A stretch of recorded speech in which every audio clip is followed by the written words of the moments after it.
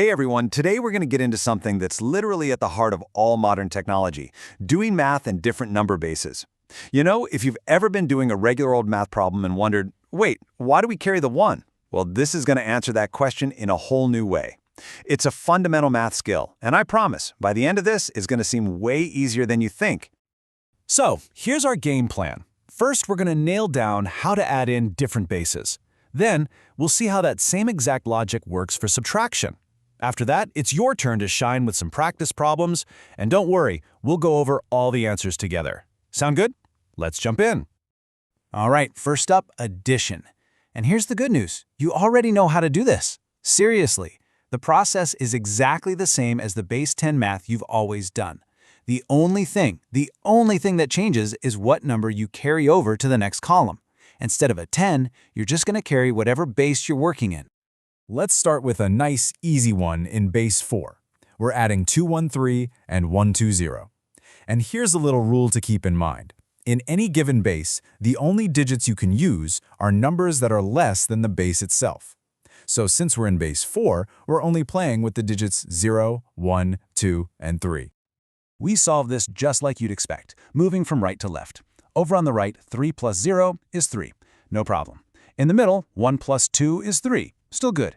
And on the left, 2 plus 1 is also 3. Notice how none of our answers were 4 or bigger? That means we didn't have to carry anything, so our final answer is just 333 base 4. Simple enough, right? Okay, time to level up a bit. Let's try one where we actually have to do a carry. We're in base 5 now, adding 34 and 13. This is where the core idea really starts to click. Starting on the right, 4 plus 3 equals 7. Uh-oh, we're in base 5, so we can't just write down a 7. So we ask ourselves a simple question. How many full groups of 5 can I make out of 7? Well, we can make one group of 5, and we'll have a remainder of 2. And here's the secret sauce. The remainder is what you write down. The number of groups is what you carry. So we write down the 2, and we carry that 1. Now for the left column. We have our carried 1 plus 3 plus 1, which equals 5. How many groups of 5 can we get from 5? Exactly one group, with a remainder of 0. So we write down the 0 and carry the 1. Since there are no more columns, that final 1 just drops down in front. Our answer is 102 base 5. Let's do just one more addition problem to make sure this really sticks. This time we're in base 3, adding 122 and 112. This one's going to have carries in multiple columns, so we can see how the process just keeps on rolling. Okay, right column, 2 plus 2 is 4. We're in base 3. How many 3s in 4? 1, with 1 left over. So we write down the 1, carry the 1. Middle column, we have our carried 1 plus 2 plus 1. That's 4 again. So same deal. One group of 3, remainder 1. Write the 1, carry the 1. Left column, our carried 1 plus 1 plus 1. That makes 3. How many 3s in 3? Exactly 1, with a remainder of 0. So we write the 0, carry the 1. That final 1 comes down, and we've got our answer, 1011, base 3. See? It's the same exact logic every single time. All right, let's switch gears to subtraction. And you guessed it, it's the same story. The process is what you already know. The only twist is with borrowing. When you need to borrow from the column next door, you're not borrowing a 10. You're borrowing whatever the value of the base is. We'll get our feet wet with another simple one.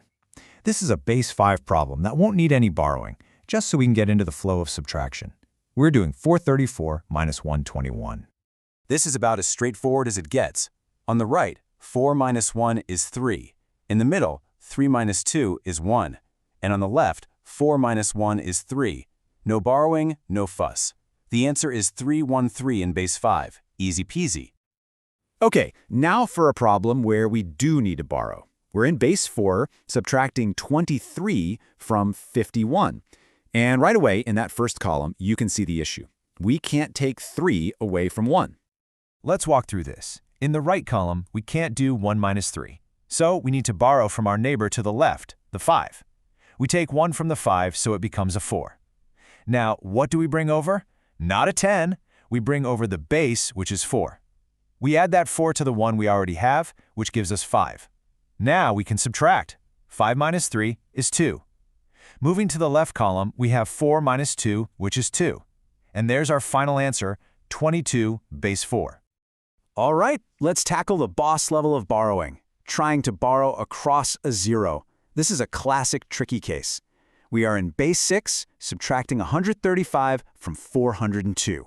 This is a fantastic test of the concept. Okay, here we go. On the right, we can't do 2 minus 5. We look to the middle to borrow, but it's a 0. We can't borrow from nothing, so we have to go all the way over to the 4 in the left column. We borrow from the 4, which makes it a 3.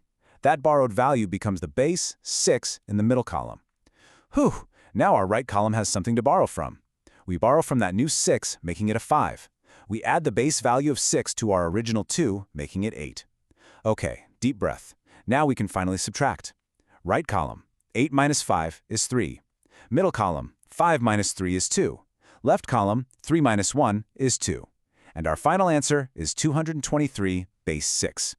That's honestly the trickiest case you'll probably ever see. Okay, you've seen how to add, how to subtract, how to carry, and how to borrow even across a 0. I think you're ready to take the wheel for a little bit. So on these next 2 slides, I'm going to throw some addition and subtraction problems your way. This is your cue to pause, grab a pen and paper, and really try to work through them. Don't worry about getting everything perfect, just give it your best shot. Go ahead and press play when you're ready to check your work. Here are 4 addition problems for you in bases 2, 5, 7, and 8.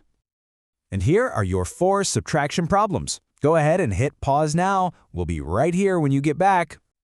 All right, welcome back. How did that go? Whether you crushed it or got a little stuck on a couple, the most important thing is that you gave it a try. Now, let's go through the solutions together. Let's start with that first one, the binary addition problem. 1011 plus 101, both in base 2. On the right, 1 plus 1 is 2. In base 2, how many groups of 2 are in 2? 1 group, with a remainder of 0. So we write the 0 and carry the 1. Next column, our carried 1 plus 0 is 2 again. Write 0, carry 1. Next column, the carried 1 plus 0 plus 1 is 2 again. Write 0, carry 1. And finally, the last column, our carried 1 plus 1 is 2. We write down 10. So the final answer is 10000 base 2. Here are all the final answers on one screen so you can check all your work. Feel free to pause here and compare. Just for fun, let's quickly talk through that last subtraction one, the base 8 problem. To do 3 minus 7, you had to borrow from the 5, making it a 4. You brought over an 8, so the 3 became 11. 11 minus 7 is 4. Then you had to borrow again for the next column, turning the 7 into a 6 and the 4 into a 12. 12 minus 5 is 7. And finally, 6 minus 1 is 5, giving you 574 base 8. Fantastic job getting through all of those. So what's the big takeaway from all of this? It's that the fundamental rules of arithmetic that you've known your whole life are totally universal. The process doesn't change. The only thing that's different is the value of that number you carry or borrow. In our everyday lives, that number is 10. In binary, it's 2. In base 6, it's 6. Once you really get that, you can do math in literally any base. And that leaves us with one last cool thought to chew on. We just did addition and subtraction in base 2. Now that you've actually worked with just those 2 digits, 0 and 1, can you see why that's the perfect language for a computer? It just thinks in terms of simple on or off electrical switches. On is 1, off is 0. Pretty amazing, right? Thanks for diving in with me today.